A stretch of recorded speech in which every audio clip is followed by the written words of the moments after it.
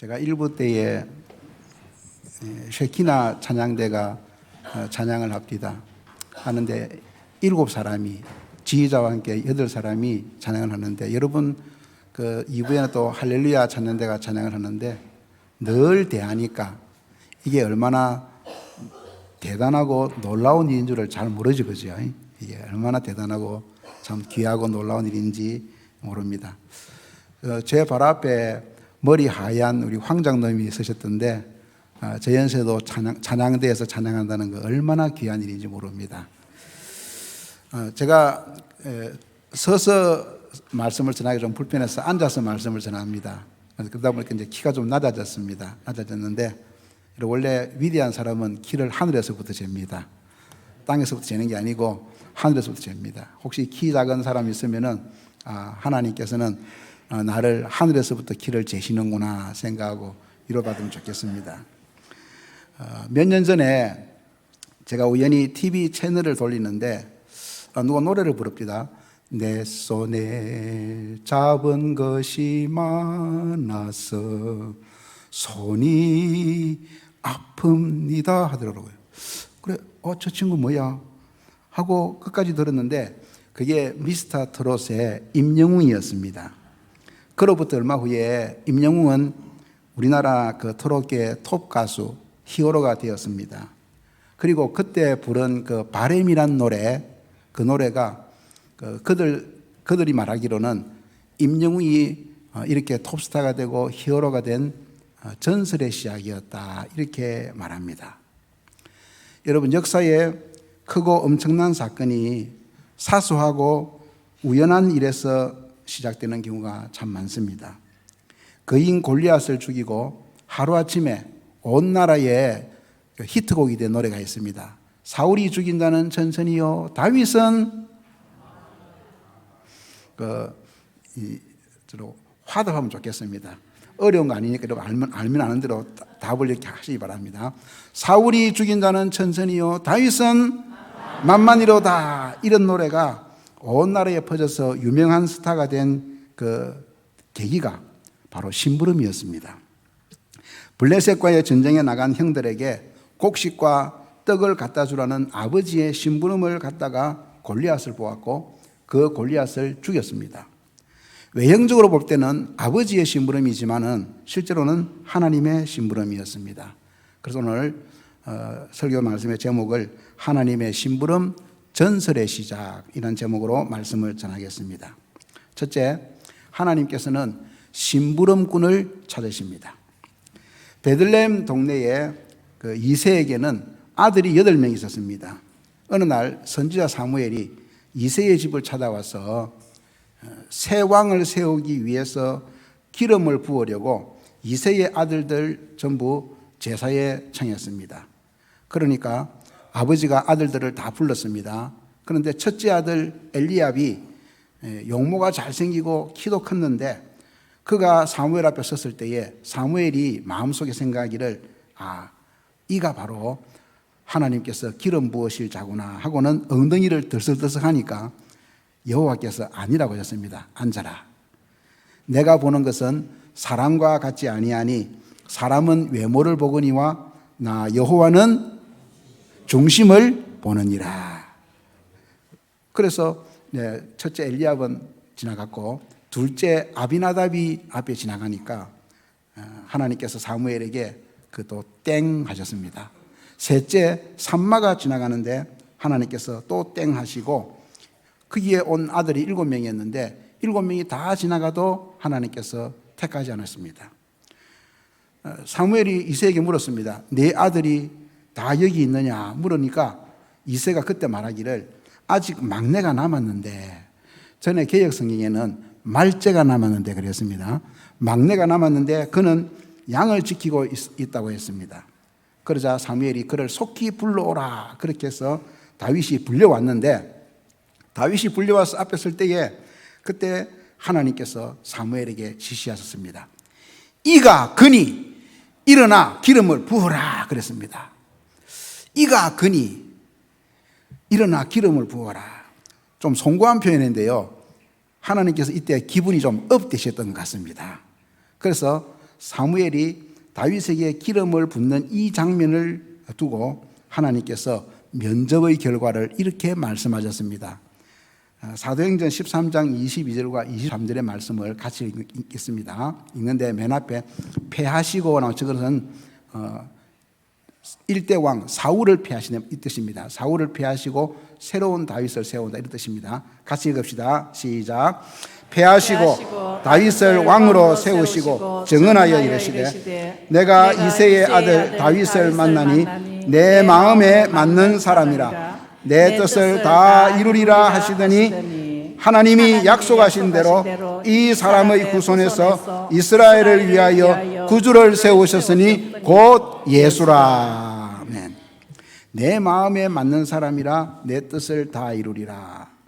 여러분 여기서 사무엘이 다윗에게 기름을 부었다 그랬는데 기름 붓는다는 말이 히브리어로 마사크 그렇게 말합니다. 마사크. 그런데 이 마사크란 말에서 메시아란 말이 나왔습니다. 많이 들어보셨죠? 메시아. 그 헬라어로는 그리스도 같은 말입니다. 기름 부음을 받았다. 메시아, 그리스도, 기름 부음을 받은 자.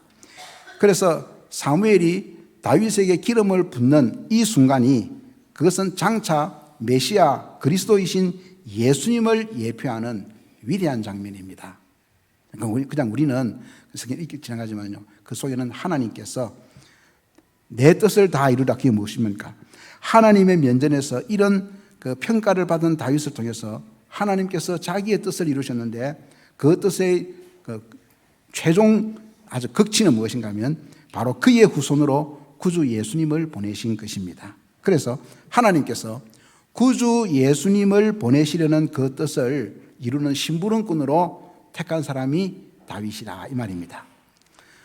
이 자리에 그 여러 모든 성도들도 마찬가지지만은 특별히 청년들과 학생들이 있으면은 제가 그들에게 앞으로 잘 되는 비결을 가르쳐드리겠습니다. 앞으로 잘 되는 비결. 첫째, 인사를 잘하라입니다. 인사를 잘하라. 우리가 식당 가면은 종업원이 식탁을 닦으면서 그럽니다. 어서 오세요 이렇게 하죠. 우리가 나갑니다. 집에 가면 나옵니까? 식탁 닦으면서 안녕하세요 또 오세요 이렇게 하죠. 그런 인사 말고 사람을 똑바로 보면서 반갑게 마음으로 그리고 두 마디 이상의 말로 인사를 하는 겁니다. 또 인사를 안녕하셨습니까 이렇게 하지 말고 안녕하셨습니까? 오늘 장로님 그 넥타이가 참 멋있습니다 하든지 무슨 말이든지 한마디를 더 보태세요. 그래서 그냥 한마디 하는 거는 그냥 인사고 인사고 두 마디 이상으로 하는 것이 제대로 된 인사입니다. 두 번째, 대답을 잘하라는 것입니다. 부모님이나 윗사람이 불러서 뭘 시킵니다. 길동아 이거 좀 할래? 그러면요 순종 안 할 친구들은 대답이 다릅니다. 예? 이렇게 합니다. 그죠? 순종할 녀석들은 뭐라 대답합니까? 예 이렇게 하죠. 그죠? 그래서 대답을 잘 하시기 바랍니다. 그 대답에서 그 사람의 순종 여부가 벌써 나타납니다. 세 번째, 심부름을 잘하라는 것입니다. 하나님께서 모세를 불러서 이스라엘 백성들을 구원하는 심부름을 맡기실 때에 그때 모세는 처음에 이렇게 말했습니다. 보낼 만한 자를 보내소서 그랬습니다. 예전에 제 아들이 심부름을 시키니까 보낼 만한 자를 보내소서 이러다가 한 대 맞았습니다. 이사야는 이렇게 대답했죠. 그죠? 내가 여기 있나이다. 나를 보내소서. 그래서 심부름을 잘하는 그것이 앞으로 잘 되는 비결입니다. 네 번째, 인사를 잘하고 대답을 잘하고 심부름을 잘하고 네 번째는 하나님을 잘 섬기고 하나님의 말씀대로 순종하는 것이 최고의 스펙이다. 스펙 잘 알지요? 높이기도 하고 낮추기도 하고 우리 김상수 목사님이 자주 강조하시대요. 인앤아웃의 복을 주시는 분이 누굽니까? 하나님이십니다. 그래서 그 하나님께 인정받고 그 하나님께 잘 보이는 것이 최고의 스펙입니다. 좋은데 학교 나오고 자격증 따고 성적 좋고 필요합니다. 그러나 그것보다 더 잘 되는 최고의 스펙이 무엇인가 하면 하나님께서 인정해 주시는 겁니다. 그래서 대답을 잘하고 그리고 인사를 잘하고 대답을 잘하고 심부름 잘하고 하나님 말씀대로 순종하고 사는 것 이 사람을 하나님께서 반드시 쓰십니다. 왜 그런가 하면요 이 세상에는 어디선가 나를 지켜보는 눈이 있기 때문에 그렇습니다. 그래서 평소에 인사 잘하고 대답도 잘하고 심부름 잘하는 이런 사람을 기억에 두었다가 언젠가 내가 쓰든지 아니면 다른 사람에게 추천해 줍니다. 무엇보다 우리 하나님께서 그런 사람을 찾으시고 보고 계시기 때문에 그렇다는 것입니다. 그래서 역대하 16장 9절에는 이렇게 말씀했습니다. 여호와의 눈은 온 땅을 두루 감찰하사 전심으로 자기에게 향한 자들을 향하여 능력을 베푸신다. 이렇게 말씀했습니다. 여러분, 여호와의 눈은 온 땅을 두루 감찰하신다. 온 땅을 다 살펴서 전심으로 자기에게 향하는 자를 찾고 그를 위해서 능력을 베푸신다. 이렇게 우리 하나님께서 말씀하셨습니다. 우리가 하나님께서 보시고 들으신다는 인식을 가지는 것이 굉장히 중요합니다. 여러분, 이 자리에 지금 우리 주님이 계시지요? 어려운 질문이 아니니까 그냥 아는 대로 쉽게 답을 다 하시기 바랍니다. 입 다먹고 있는 사람은 모른다고 생각하겠습니다. 이 자리에 우리 주님이 계시지요? 그럼 물어봅시다. 주님이 먼저 계십니까? 여러분이 먼저 왔습니까? 예, 주님이 주님의 집이죠. 그죠? 우리 주님이 계신 집에 우리는 오늘 예배하기 위해서 와서 주님을 만납니다. 그러면 주님 이 자리에 계시는데 어떻게 계시겠습니까? 저기에 이렇게 앉아서 우리 절에 가면 왜 대웅절에 가면 부처가 이렇게 하고 있죠. 그죠? 이런 식으로 계시겠습니까? 아닙니다. 우리 주님께서 이 자리에 계시면서 우리 예배를 받으시고 우리의 기도를 들으시고 우리의 찬양을 받으시고 우리 마음속에 혹시라도 어려운 마음들, 죄 지은 마음들, 이런 마음들에서 우리 주님이 치료하시고 그리고 이 교회 안에서 다니시면서 누가 무슨 말하는가 들으시고요. 그 속에 우리는 모르지만은 그 속에 가지고 있는 생각과 여러 가지 마음의 그 깊은 것까지도 중심도 우리 주님은 다 살피고 계신다는 것입니다. 그러므로 우리가 교회 안에서 말을 조심해야 됩니다. 그냥 말하는 게 아니고 주님이 여기 계시면서 내 말을 듣고 계시고 내가 지금 하고 있는 이 일을 주님께서 보고 계신다 하는, 그래서 우리 하나님께서는 온 땅을 두루 감찰하신다는 그랬습니까? 그래서 하나님께서 온 땅을 두루 감찰하셔서 베들레헴 들판에서 양치던 이 다윗을 눈여겨보시고 그리고 그에게 골리앗을 처리하는 일을 맡기셨다는 것입니다. 우리가 사명이란 말을 씁니다. 그런데 사명이란 말의 그 사자가 한문으로 그게 보낼사 불일시입니다. 다른 말로 하면은 우리가 이제 고상하게 사명이라 말하지만은 다른 말로 하면은 심부름이라 이 말입니다. 심부름이다. 하나님께서 우리에게 사명을 맡기셨다. 우리에게 심부름을 맡기셨다는 것입니다. 블레셋이 군대를 모아서 이스라엘과 싸우기 위해서 올라와 진을 쳤습니다. 그러니까 사울도 이스라엘 군대를 모아가지고는 같이 대치해서 진을 치고 엘라 골짜기에서 대치하였습니다. 그때에 이 블레셋 하면 떠오르는 이 블레셋이 자랑하는 트레이드 마크 거인 골리앗이 나와서 이스라엘의 대표 한 사람 나오라 해서 1대1로 끝장 승부를 보자고 이렇게 제안하였습니다. 여러분, 골리앗은 그 성경에 보면 키가 6규빗 한 뼘이라 그랬습니다. 이걸 우리가 지금 쓰는 그 센티미터로 바꾸면요 290cm입니다. 잘 안 놀라시네. 어떤 사람은 여기 절반밖에 안 되는데 290cm고요. 이 골리앗이 입고 있던 그 갑옷의 무게가 놋 5,000세겔, 우리식으로 말하면 57kg입니다. 엄청납니다. 엄청납니다. 여러분, 세상 사람들은 성경을 믿지 않지만은 안 믿으면서도 성경에 있는 내용 가지고 이야기할 때가 참 많습니다. 그래서 여러분, 1년에 한두 번 보면 조수간만의 차로 썰물 때에 이렇게 바다가 갈라지는 게 있죠. 그죠? 우리 그걸 뭐라 그럽니까? 길에 가는데 뒤에서 그 구급차나 그 소방차가 앵앵 합니다. 그러면은 차들이 옆으로 착 비키죠. 그죠? 그걸 뭐라 그럽니까? 모세액이죠. 성경을 안 믿으면서 말은 그래 한다는 겁니다. 영상 하나 보겠습니다. 영상을 보는데 이 바실리스크 도마베이라는 영상입니다. 한번 보시기 바랍니다. 저 어디가 예.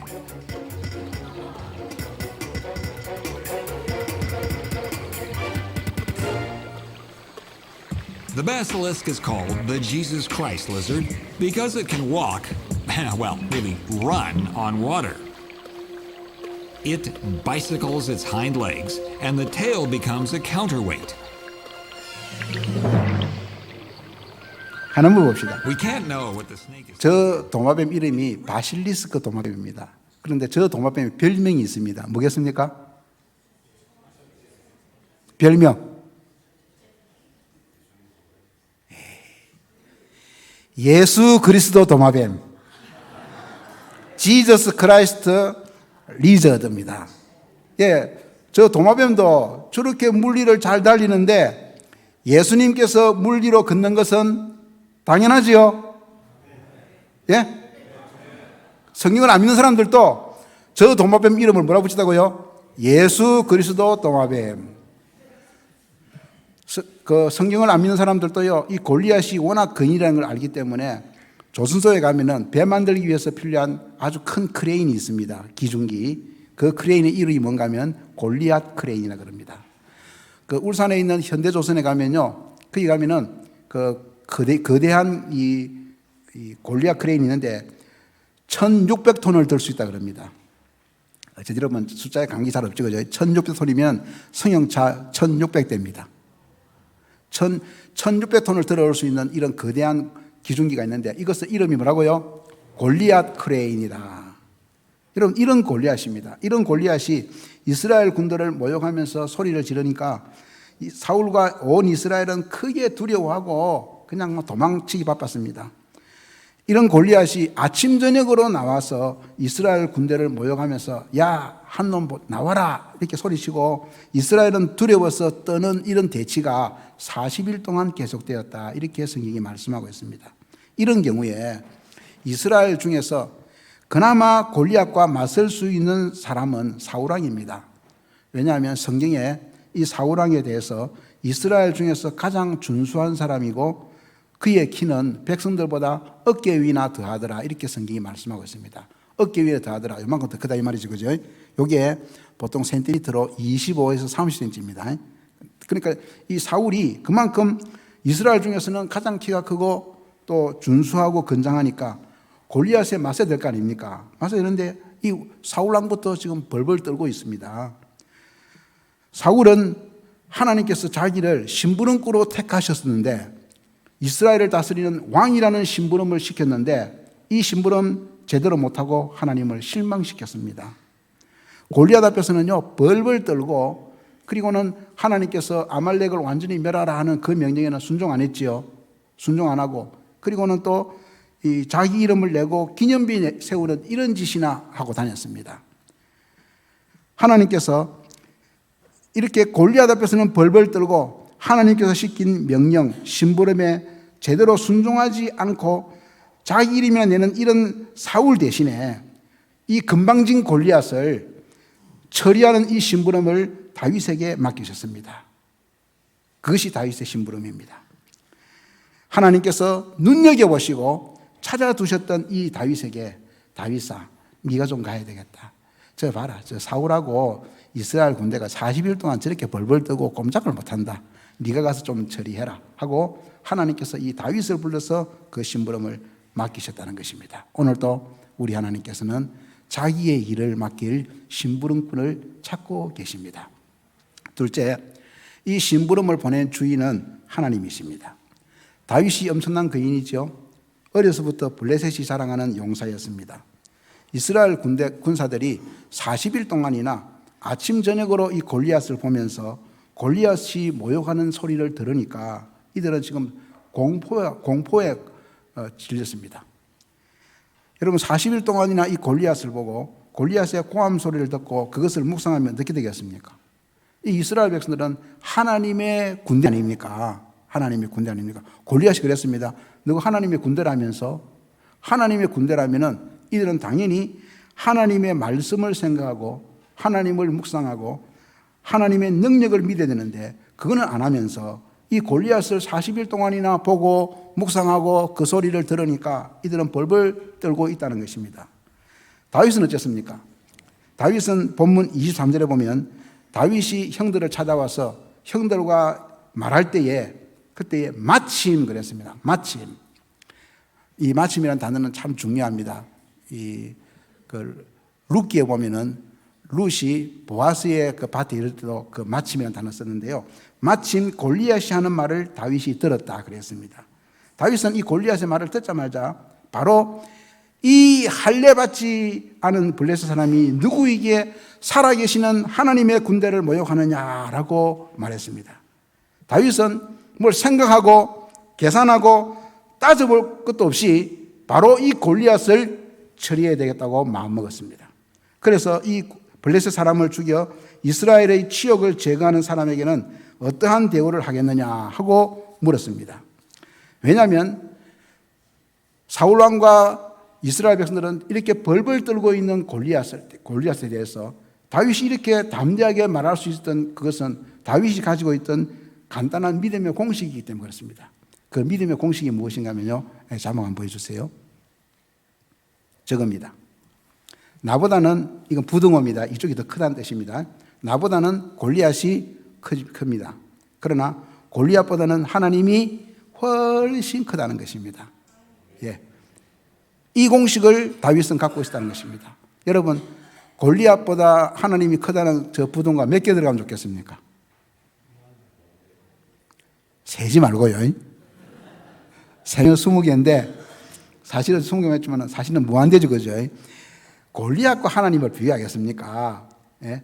이런 공식을 다윗은 가지고 있었는데 이 사울왕과 이스라엘 군대는 그냥 나보다는 골리앗이 엄청 크다 여기까지만 생각하고 그 밖에 하나님께서는 얼마나 우리보다 크냐 이것을 생각 안 하고 있더라는 것입니다.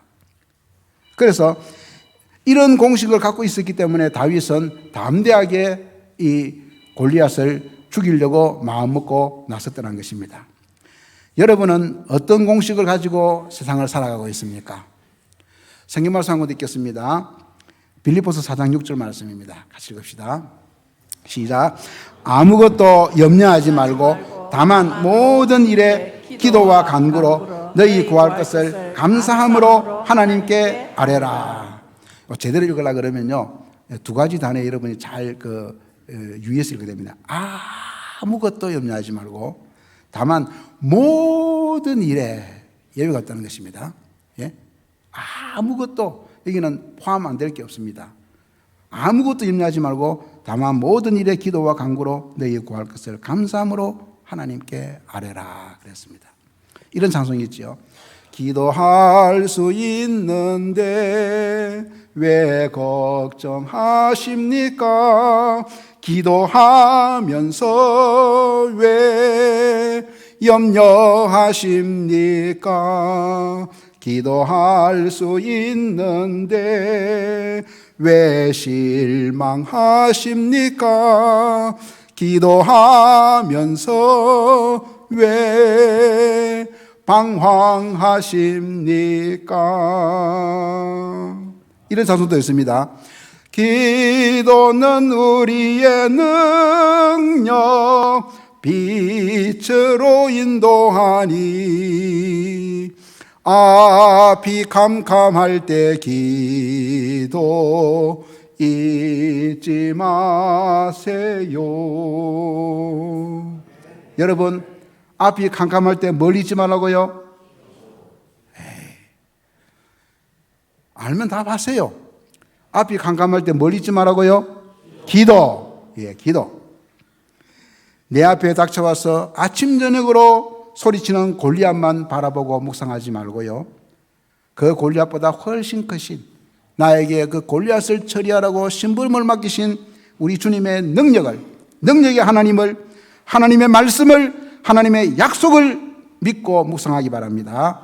내게 심부름을 맡기신 그분이 누군가 하면 전능하신 하나님이십니다. 서울에서 그 노숙자들과 암환자들을 섬기는 하나로 교회라는 교회가 있습니다. 그 교회에 그 유정옥 사모가 있는데 이 유정옥 사모가 쓴 책 가운데 보면은 이런 글이 있습니다. 대진표 바꾸기라는 제목이 있습니다. 한번 들어보세요. 나는 요즘 내 삶의 모든 경기에 임하면서 두려움이 없어졌다. 그것은 경기에 임하는 선수의 이름 대진표를 바꾸었기 때문이다. 다윗도 그 경기에 대전표의 이름을 바꿀 수 있었기에 그렇게 담대할 수 있었다. 소년 다윗과 골리앗 장군이 싸우면 누가 보아도 다윗이 진다. 그러나 하나님과 골리앗 장군이 싸우면 누가 보아도 골리앗이 진다. 모세도 그 경기에 대진표의 이름을 바꿀 수 있었기에 그렇게 담대할 수 있었다. 양치기 모세와 애굽의 바로왕이 싸우면 누가 보아도 모세가 진다. 그러나 하나님과 애굽의 바로왕이 싸우면 누가 보아도 바로왕이 진다. 나는 요즘 내 삶의 대진표를 다시 짜고 있다. 내 이름을 빼내고 하나님의 이름으로 바꾸는 일이다. 예를 들면 유정옥과 말기암이 싸우면 누가 보아도 유정옥이 진다. 그러나 하나님과 말기암이 싸우면 누가 봐도 말기암이 진다. 나는 하루 종일 내 삶을 힘들게 하는 모든 문제들과 나 혼자 끙끙대면서 맞섰던 일들에 대하여 하나님의 이름을 함께 놓는 대진표 이름 바꾸기 작업을 한다 그랬습니다. 여러분도 이런 작업을 해보시기 바랍니다. 나를 짓누르는 문제, 나를 괴롭히는 골리앗 같은 문제가 있을 때에 거기에 내가 싸우면 골리앗한테 내가 집니다. 그러나 하나님께서 싸우시면 골리앗이 잽이 안 되죠, 그죠? 잽이 안 되지 않습니까? 여러분, 세상에는 골리앗이 많습니다. 출애굽받은 이스라엘 백성들이 만났던 홍해가 그렇고요, 요단강이 그랬고요, 그리고 아낙 자손이 그랬습니다. 그 가나안 땅에 버티고 살던 아낙 자손들이 골리앗 아닙니까? 그리고 야곱에게는 에서가 그랬습니다. 한나에게는요 대적 분인나가 골리앗이었고요, 유대인들을 몰살하려던 그 하만에게는 유대인들에게는 하만이 그들의 골리앗이었습니다. 그러나 이런 골리앗들 모두 다 하나님의 능력과 기도로 이겼습니다. 세상에서 골리앗 같은 문제와 어려움을 만날 때에 나와 그 문제를 비교하지 말고 그 문제를 나의 주인이신 우리 하나님과 비교하고 기도하기 바랍니다. 이길 수 있습니다. 이깁니다. 앞에서 다윗이 골리앗을 만나는 장면에 마침이란 단어가 쓰였죠. 그죠? 마침이라. 아버지 이새가 막내 다윗에게 심부름을 시켰습니다. 이새에게는 아들이 8명 있다 그랬죠. 그죠? 8명 중에서 첫째 엘리야, 둘째, 셋째는 지금 전쟁터에 나가 있습니다. 그런데 그들에게 식량을 보내고 안부를 알아오는 이 심부름을 시켰는데, 여러분 생각해 봅시다. 이 아들 8명 중에서 군에 나가 있는 아들 3명이면 몇 명이 남아 있습니까? 5명. 산수가 안 됩니까? 그런 걸 묻나 하지 마시고 이렇게 그래야 그 말씀이 잘 들어오고 좋습니다. 8명 중에 3명 군에 나갔으니까 5명 남아있죠. 그죠? 그러면은 넷째, 다섯째, 여섯째, 일곱째가 있을 거 아닙니까? 얘들 안 시키고 막내에게 이 심부름을 맡겼다는 것입니다. 당시에 이스라엘군은 그 상비군 체제가 아닙니다. 아니고 적이 쳐들어오든지 전쟁이 일어나면은 그때마다 20살 이상의 남자들을 소집해서 그 군대를 조직했습니다. 그리고 그들이 올 때에 식량도 자기들이 가지고 오든지 그 전쟁이 일어난 그 주변의 마을에서 조달하는 그런 체제였습니다. 그러니까 아버지 이새가 형들이 이 아들 3명이 군에 갈 때도 그들에게도 당연히 양식을 좀 주어 보냈습니다. 그랬는데 이 전쟁이 지금 빨리 안 끝나고 40일 이상 기속되고 있지 않습니까? 그러다 보니까 양식을 좀 보내야 되겠다.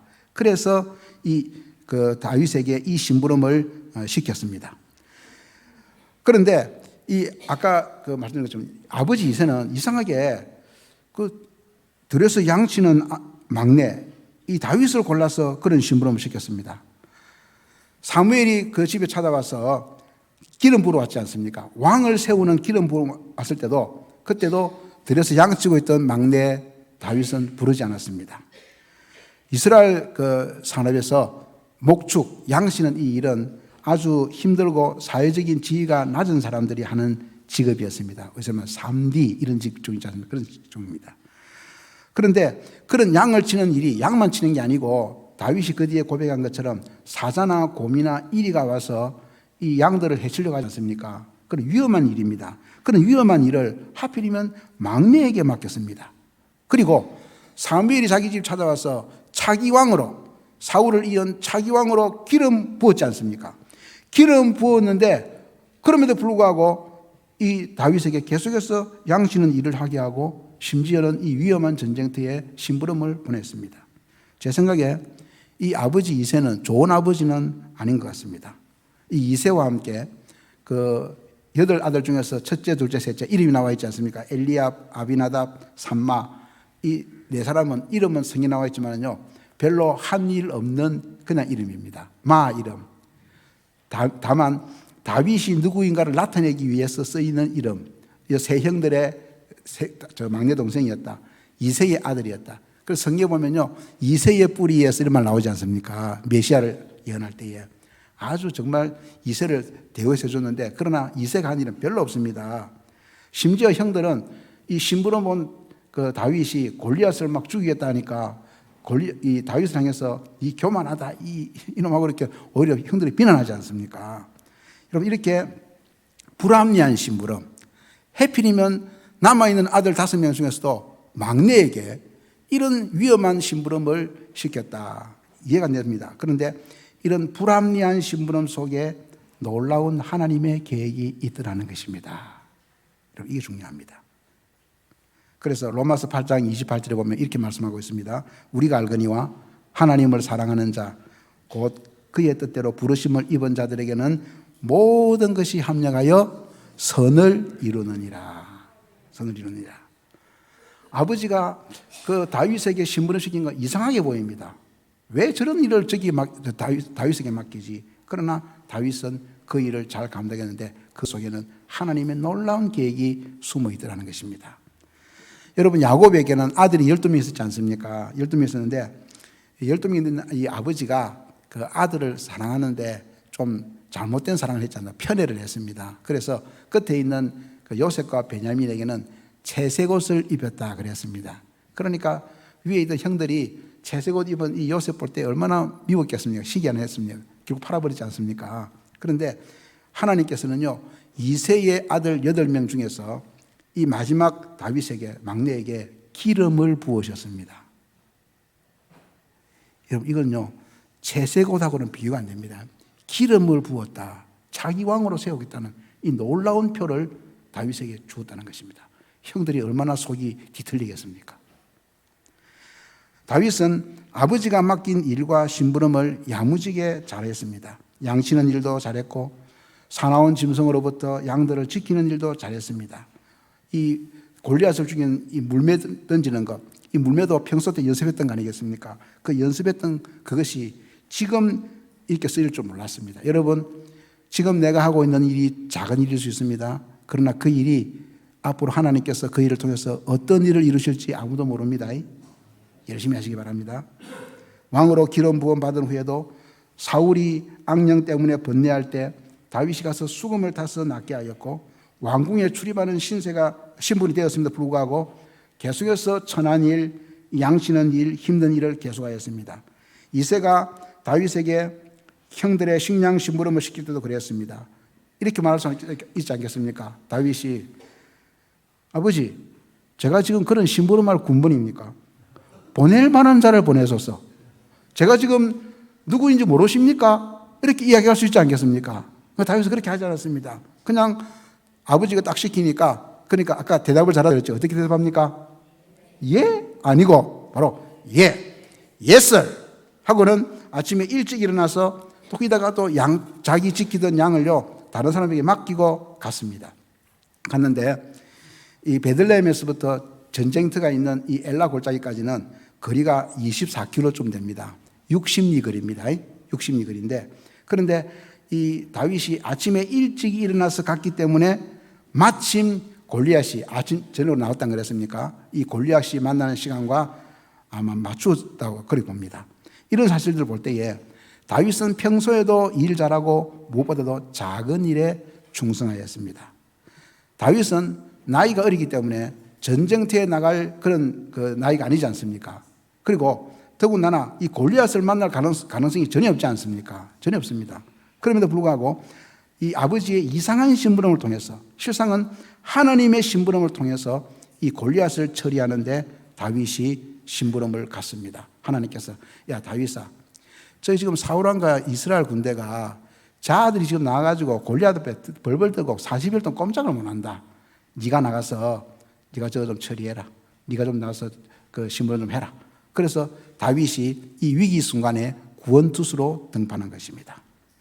평소에 하나님을 믿고 찬양하며 자기가 맡은 일들을 책임지고 성실히 잘 감당하던 다윗, 무엇보다 골리앗보다 하나님을 더 크게 보고 하나님의 능력을 믿는 이 다윗을 하나님께서 눈여겨보시다가 찾아두셨다가 골리앗을 처리하는 심부름을 다윗에게 맡기신 것입니다. 오늘도 여러분, 나에게 어떤 심부름이든지 그 심부름을 맡긴 주인이 누구시라고요? 하나님이시죠. 어떤 하나님이십니까? 어떤 하나님? 골리앗과 비슷비슷한 하나님? 능력의 하나님. 골리앗과 비교할 수 없는 엄청난 하나님. 그 전지전능하신 하나님이 나에게 심부름을 맡기셨다. 세 번째, 나도 하나님의 심부름꾼입니다.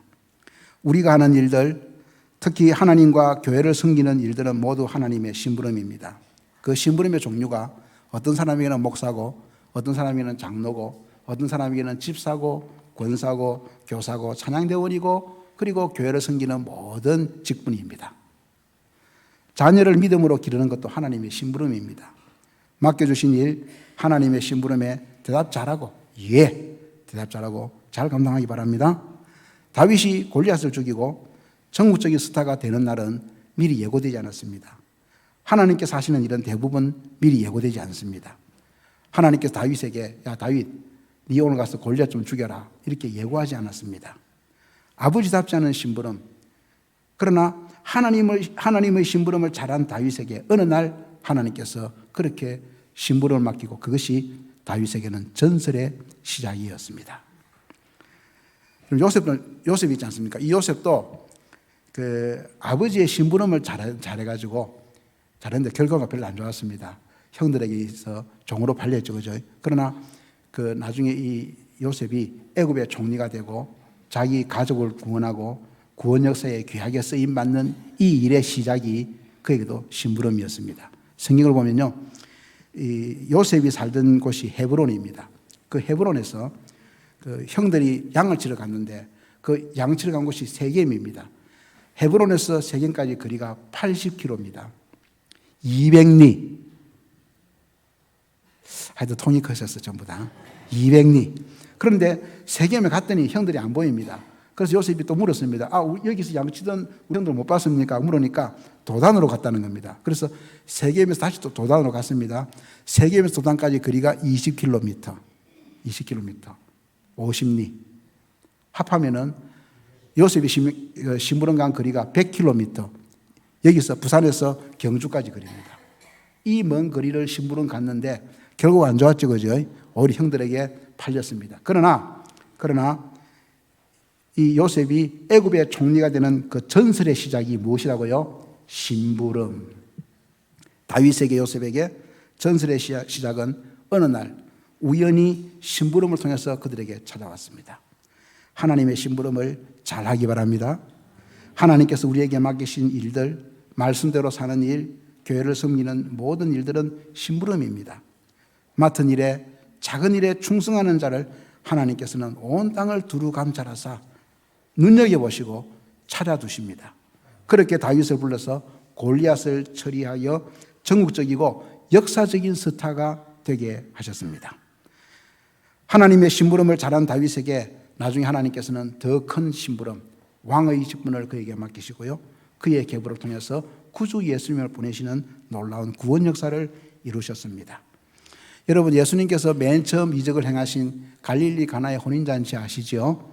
그 갈릴리 가나의 혼인잔치에서 하인들에게 물을 떠서 그 항아리에 9가지 채우라 그랬습니다. 물을 떠가 채웠습니다. 그랬더니 그 물 가지고 우리 예수님께서는 포도주를 만드는 이적을 행하셨습니다. 여러분이 주님의 교회 안에서 물 떠오는 일, 시시하게 보이는 것 같습니다. 적은 일 같습니다. 그러나 그 물 떠오는 일을 열심히 하다 보면요, 우리 주님께서는 그 일을 통해서 포도주를 만드시는 놀라운 일들을 행하십니다. 지극히 작은 일에 충성하는 자에게 많은 것을 맡기시는 그날이 예고 없이 오고 또 반드시 찾아옵니다. 하나님께서는 오늘도 온 땅을 두루 감찰하사 전심으로 자기에게 향하는 자, 하나님의 능력을 믿고 사는 자, 작은 일에 충성하고 하나님의 뜻을 이루고 심부름할 자를 찾으십니다. 여러분의 인생 자체가 심부름이고요. 지금 내가 하고 있는 일들, 교회를 섬기는 모든 일과 직분이 하나님의 심부름인 줄 알고 충성하며 주인의 뜻을 이루어드리는 심부름꾼들이 되기 바랍니다. 내게 맡기신 심부름은 무엇일까를 생각하면서 하나님께서 쓰시는 전설의 시작을 다 맞는 여러분들이 되길 바랍니다. 아멘.